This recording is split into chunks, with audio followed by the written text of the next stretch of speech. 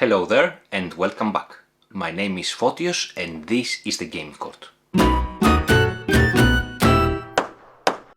Today I will be presenting you my top 10 solo games for 2024 and we're going to discuss mostly titles that were actually released in 2024. So let's give it a go. At number 10 we have a game called Haunted Kobayashi Tower. And while this is actually an older game, 2021, it was actually reprinted this year and is part of the Solo Game of the Month series of Gabe Barrett, and the designer for this game is actually Gabe Barrett. If you're not aware of this series of solo games, actually Gabe Barrett puts one of them each month on GameFound, and they come in delightful small VHS boxes, and they offer so much variety in terms of themes, gameplay, etc. In this particular game, Haunted Kobayashi Tower, what you do, your wife has been kidnapped on her birthday day actually, and you're going through the tower fighting terrorists but also saving civilians, trying to basically save your wife from the hands of the terrorists. And how you do that? You have an active row of cards which includes locations, items, hostages, but also terrorists. And you want to reveal as many cards as possible because having tags from different cards can allow you to activate other cards that require tags, but also if you open too many cards, then the terrorists are going to basically see you and attack you. The game used dice in order to resolve skill tests, and I really like how the dice are used in this game because different dice like 6 die or 12 die or 10 die can be used in different instances, which allows you to be more successful in some tasks, in some skills than others. For instance, you start the game with a handgun, for which you can roll a 6 die, which can then later on upgrade to a shotgun, for which you can roll a 10 die, and that will allow you to pass the skill tests and fight the terrorists and kill them actually in a more efficient way. Another cool aspect of the game is this trade-off balance that you need to have between how many cards you open on the tableau and how many of them you activate, because you really want to go through the different locations, through the different doors, through the different hallways to actually reach the roof and meet the final boss and kill him to rescue your wife. But equally, if you open too many cards, terrorists will also arrive and they will see you, you're going to make some noise and they're going to fight you. So this aspect of the game is actually quite nice. So at number 10, again, we have Haunted Kobayashi Tower, a design by Gabe Barrett. At number 9, we have a very small 18-card game and also features some dice, designed by Mark Tuck, and this is called Fotios. This Forage game is a part of a trilogy. The first game of this series was Orchard, then we had The Grove, and then we have The Forage. All of them are published by Side Room Games. Originally, they were all of them available as a free print and plays, and I think they still are available as free print and plays, but they have also seen a physical format by Side Room Games. So in Forage, what you're trying to do, you have basically 9 cards in a game out of the 18 cards. You start with 1 card in front of you and 2 cards in your hand, and every turn you have to place 1 card from your hand so that it overlaps as efficiently as possible the cards already in your tableau. And each card is basically separated in 6 areas, and some areas have blueberries or mushrooms or chestnuts, and if you manage to overlap them efficiently, that is chestnuts over chestnuts or blueberries over blueberries, then basically you can accumulate your foraging of the forest by placing die, and the value of the die will determine your end of game scoring. It is a super fast game. It takes maybe 5-10 minutes to play, but it's so satisfying, so puzzly. As I said, the game comes with 18 cards, and the rulebook says you have to play 2 games in a row.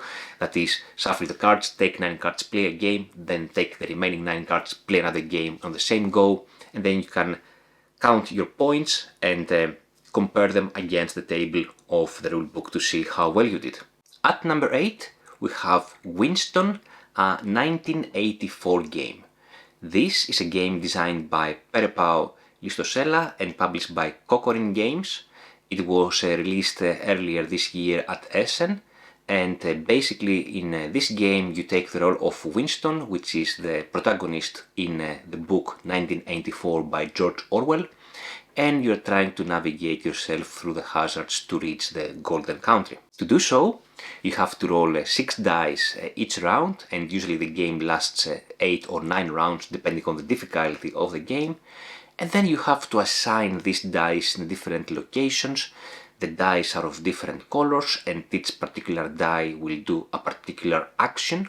So you have to place your dice carefully, because if you cannot place all the dice, then you cannot move Winston. In essence, the game is sort of roll and move, but the very puzzly aspect of the game is how you activate the dice and how you place the dice in which order, so you can maximize the pip values, so you can move Winston as fast as possible, because the faster it reaches Golden Country, the more points you're going to score in this game.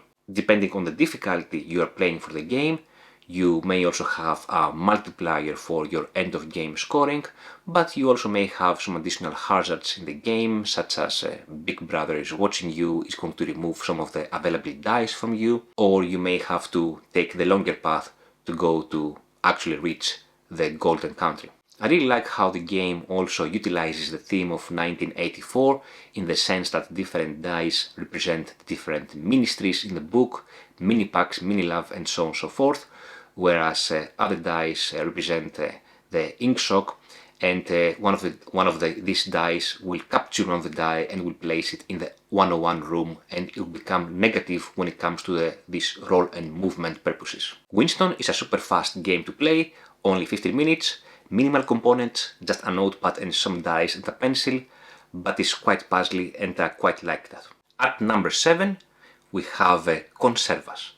Conservas is a solo-only game designed by Scott Arms and published by Salt and Pepper Games. In Conservas, what you're trying to do, you're trying to catch as much fish as possible and can them, basically to sell them to get money, but also be careful not to fish too much, because you don't want to exploit the natural resources too much.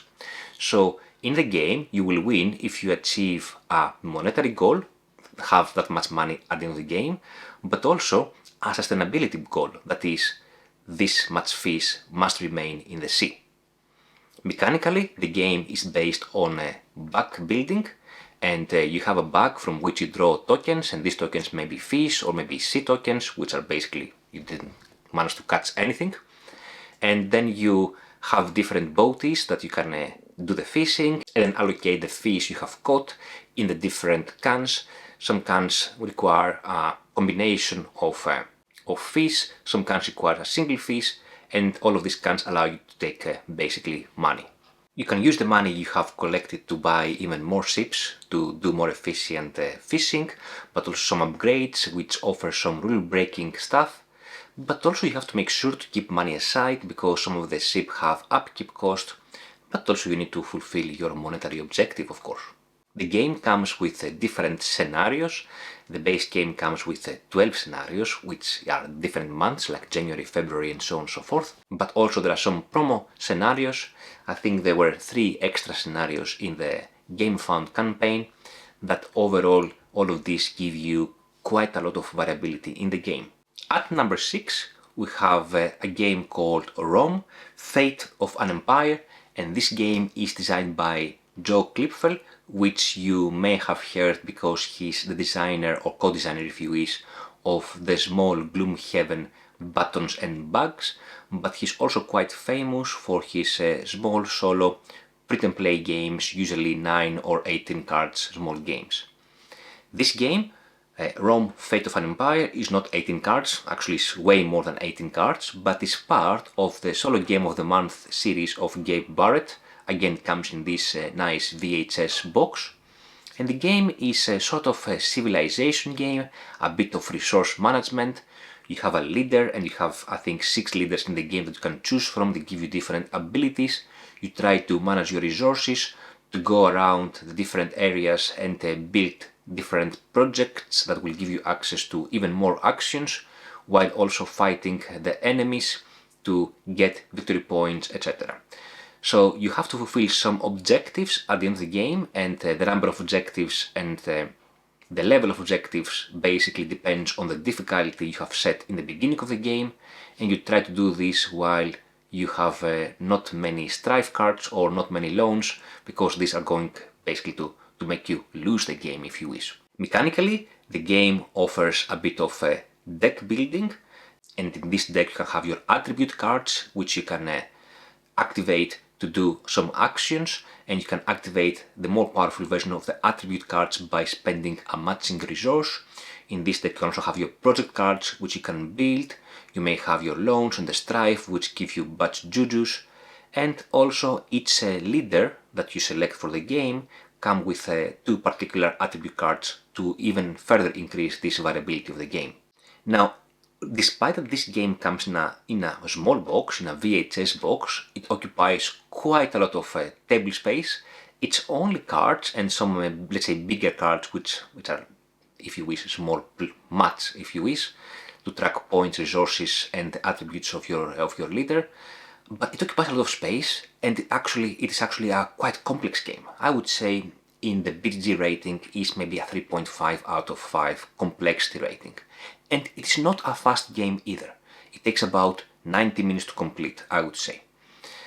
So if you go into that, keep that in mind. It's not the easiest of the games. It's not like a 10-15 minute solo game that you can play and enjoy in a coffee break.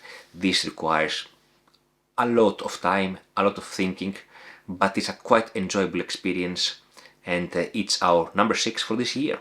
At number 5, we have a game called Clinic, or Clinic if you wish. It's a game designed by Alban Viart and published by AV Studio Games.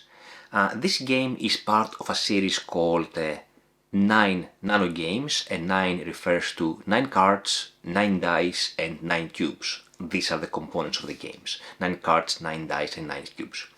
And this game is basically a small, tiny version, solo version of a bigger game called Clinic, or if you wish, its newer implementation of Clinic Deluxe. It is interesting because this game features art by Ian O'Toole, and it manages to capture the essence of the big game of Clinic Deluxe in a very, very small format that plays in about 30 minutes.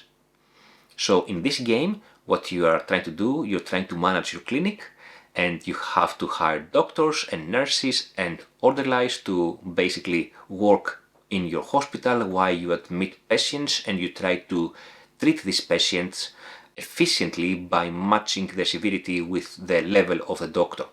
By doing so, you can gain money, which you can use to basically build more floors or entrances or helipads or conveyor belts in your hospital, but you can also build money to increase the popularity of your hospital, which is the main objective of this game, to achieve a good score.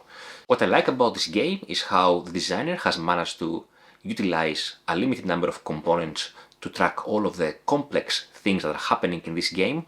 As I said, it's only a 30-minute game, but it's a quite complex one, again maybe towards 3 or 3.5 complexity BGG rating. The game comes with a 40-page rulebook, so prepare for that. It's not an easy game to get into, especially if you haven't played Clinic Deluxe. If you have played Clinic Deluxe, maybe some of the concepts in the game will come more naturally to you, but if you haven't played, be prepared for a steep learning curve. Despite that, I think this game is very good. I really like the puzzly aspect of it, how you manage your resources, how you have to keep money to pay for the salaries of your employees, how you have to make do with the limited number of components when it comes to tracking patients and doctors, because if you cannot track them, you cannot really do anything with them. And also this 3D dimensional aspect of the hospital, how you move your patients and your personnel around. All of these aspects are very good, and basically they come from the bigger version of the game, distilled in a tiny form of 9 cards, 9 dice, and 9 cubes. The next game in the list is nothing else but Gloomhaven Buttons and Bugs. This is the solo-only version of Gloomhaven that comes in an actually very tiny box, and this is designed by, again, Joe Klippel, the designer of Rome, Fate of an Empire, but also co-designed by Nikki Valens. So this game is published by Cellophane Games, the publisher of the bigger Gloomhaven, Frosthaven, and so on and so forth. And it gives you the Gloomhaven experience in a tiny format in about 30 minutes. It's super easy to set up, contrast to the big Gloomhaven game, and is very satisfying to play. The gameplay is more or less the same, so you still have cards, and in your turn you can play two cards, one for the top part and one for the bottom part, and once you activate the cards you flip them over to the other side and then you have them available again, but they are on the reverse side.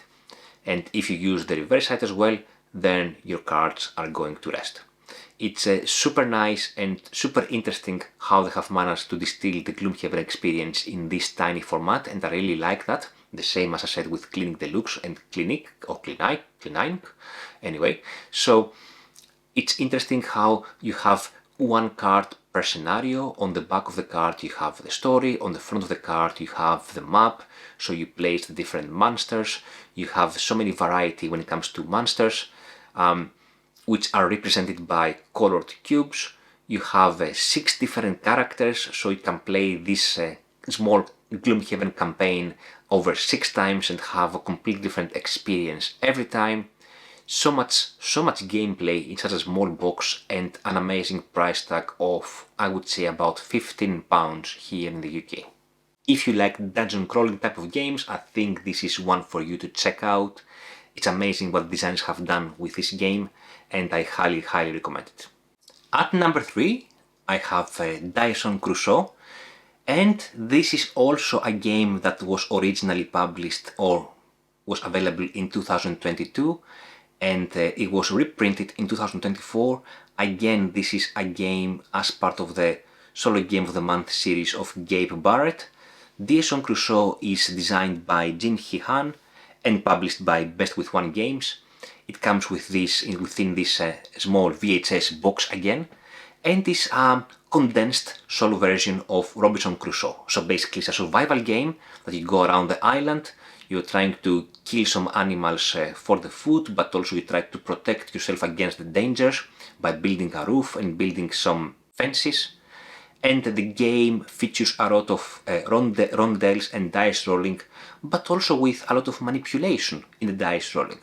The game comes with 7 different chapters, and each chapter requires you to do some different stuff. You have a lot of items to choose from, you have different characters that you can play with that give you different special abilities. You have a lot of resources to manage, like leather, wood, stone, food of course. You need to feed yourself at the end of every round, while keeping yourself alive with a lot of health to survive up until the end of the game. One cool aspect of the game here is the order that you activate your dice, because this order will also determine how the dangers are going to be activated in terms of who is going to attack you or the danger when it comes to the weather. So activating your dice in a slightly suboptimal way, it might be the best to avoid these dangers. From a production point of view, the game is super pretty, and it comes with 2 small cloths, like the ones you usually clean your glasses, your vision glasses, and these boards, one of them represents the map and the round tracker, whereas the other one has all the rondels where you place all your dice. This is a superb survival game, and I highly recommend it if you are fans of this kind of games, like for instance Robinson Crusoe or First Martians or this kind of games. It's a very satisfying game, also if you like stuff like rondel and dice manipulation. At number 2 we have The Cubes of Europe. This is a print and play game that you can actually download today and print it and give it a try, designed by Ben Handley. In fact, this game featured the 9-card game contest, solo-only game contest of BGG, and it went pretty well. And the reason for that is that it's an amazing game, obviously. So the game is a small version of the Castles of Burgundy, the game by Stefan Feld, but is distilled in just 9 cards, and Ben Handley has also put out an expansion of another 9 cards, so you can play not only solo but up to 4 players, but also you can still continue playing solo with 18 cards. That gives you a lot of more variability in the game. As with Castles of Burgundy, in this game you have your duchy that you try to fill with buildings of different colors, and each color building will do a different thing as you build them. But also there's a market where you place your dice and you basically take these buildings in your reserve area to be able to build them. As with Castles of Burgundy, in Cubes of Europe you also have dice manipulation in the form of workers, and you can collect these workers by doing particular actions, or by not doing an action you can get just 2 workers and use them to manipulate your dice to have a more optimal result. The game plays super fast in only 15 minutes. Again, I think it's 12 rounds, I want to say. It's super satisfying, and if you are interested in this kind of micro games, just 9, or if you wish 18 cards with expansion and a few cubes per player, you have to give it a try. It's a super duper game, super satisfying, and it gives you the feeling of Castles of Burgundy in a micro format. I should also mention that the game is now available using alternative art by Bill Nordstrom, who put his efforts to create a different perspective of the game, a much more beautiful illustration than originally Ben Handley had it for the contest. So if you do download the files and print them, make sure you download the gilded version of the game, which features the better art but also some play rates. It's super good, I super much recommend it, and this is the Cubes of Europe at number 2. At number 1 we have Kingdom Legacy Feudal Kingdom. Kingdom Legacy is a game designed by Jonathan Frixelius and published by Frix Games, and this is a solo-only campaign using just a deck of cards. And this is one of these campaign games that are permanent in the sense that you destroy cards, you apply stickers, so be prepared for that, but it's a game that is amazing, an amazing experience. I highly recommend it. So this is sort of a civilization and a deck building game that each turn you reveal 4 cards and you try to utilize some cards for the resources to upgrade some other cards, rotate them or flip them, and this will slowly lead to you creating your own kingdom. As the game progresses, you're going to reveal some permanent objectives as well as other powerful cards, some allies, some stronger buildings, but also some enemies and other bad jujus that will happen during the campaign. The game is quite sandboxy for what it is, in the sense that it allows you to go in many different directions. Effectively, if you play the game again and again, of course this will require multiple copies of the game. Each time you're going to build a completely different kingdom.